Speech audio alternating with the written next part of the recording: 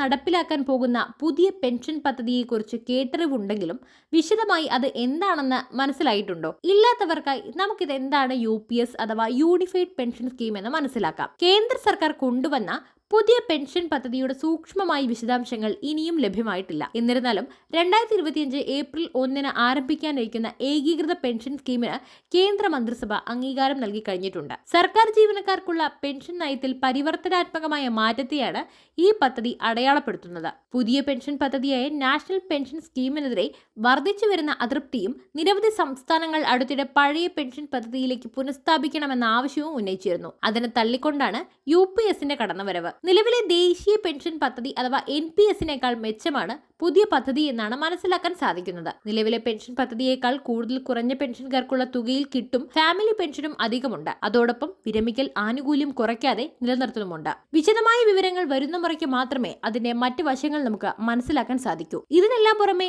NPSൽ നിന്ന് കേന്ദ്ര സർക്കാർ UPS പെൻഷൻ പദ്ധതിയിലേക്ക് മാറുമ്പോൾ ദേശീയ തലത്തിൽ പെൻഷൻ ഫണ്ട് മാനേജ്മെന്റ് വെല്ലുവിളിയായി തീരും. കേരളം UPSലേക്ക് മാറിയില്ലെങ്കിൽ NPS ഫണ്ട് മാനേജ്മെന്റ് കേരളം നേരിട്ട് നിർവഹിക്കുകയോ കേന്ദ്ര സർക്കാർ കൊണ്ടുവരുന്ന പരിമിതമായ സൗകര്യം വിനിയോഗിക്കുകയോ വേണ്ടിവരും. അതാകട്ടെ ജീവനക്കാരുടെ താൽപര്യങ്ങൾക്ക് ഗുണകരമാകുമെന്ന് കരുതുകയും വയ്യ. 23 ലക്ഷം ജീവനക്കാരെ ലക്ഷ്യമിട്ടുള്ള പദ്ധതി വിരമിച്ചതിന് ശേഷം ജീവനക്കാരുടെ സാമ്പത്തിക സുരക്ഷയും സ്ഥിരതയും ഉറപ്പാക്കുമെന്നാണ് അവകാശപ്പെടുന്നത്. പഴയ പെൻഷൻ പദ്ധതി പുനഃസ്ഥാപിക്കണമെന്ന ആവശ്യം തള്ളിയാണ് പങ്കാളിത്ത രീതിയിൽ തന്നെയുള്ള പുതിയ പദ്ധതിക്ക് മന്ത്രിസഭ അംഗീകാരം നൽകിയത്. സർക്കാർ അവകാശപ്പെടുന്ന പദ്ധതിയുടെ 5 സവിശേഷതകളാണ് നമ്മൾ ഇനി പറയാൻ പോകുന്നത്. ഒന്നാമതായി ഉറപ്പായ പെൻഷൻ. 25 വർഷമെങ്കിലും സർവീസ് ഉള്ളവർക്ക് അവസാന 12 മാസത്തെ അടിസ്ഥാന ശമ്പളത്തിന്റെ ശരാശരിയുടെ 50% പെൻഷൻ ഉറപ്പു നൽകും. 25 വർഷത്തിനും 10 വർഷത്തിനും ഇടയിലായിട്ട് സർവീസ് ഉള്ളവരുടെ പെൻഷൻ ഇതേ മാനദണ്ഡങ്ങൾ വെച്ച് ആനുപാതികമായി കണക്കാക്കും. രണ്ടാമതായി കുടുംബ പെൻഷനാണ്. ജീവനക്കാരൻ ആകസ്മികമായി മരിച്ചാൽ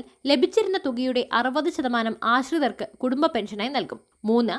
കുറഞ്ഞ പെൻഷൻ ഉറപ്പാക്കും. 10 വർഷമെങ്കിലും സർവീസ് ഉള്ളവർക്ക് പ്രതിമാസം കുറഞ്ഞത് 10,000 രൂപ പെൻഷൻ ഉറപ്പാക്കും. 4. ക്ഷാമാശ്വാസം. പെൻഷൻകാരുടെ ക്ഷാമാശ്വാസം അഥവാ ഡിയർനെസ് റിലീഫ് ജീവനക്കാരുടേതിന് തുല്യമായ രീതിയിൽ തിട്ടപ്പെടുത്തും. വിലക്കയറ്റവുമായി ബന്ധിപ്പിച്ചാണ് ക്ഷാമാശ്വാസം തിട്ടപ്പെടുത്തുക. 5. ഗ്രാറ്റുവിറ്റിക്ക് പുറമെ ഒരു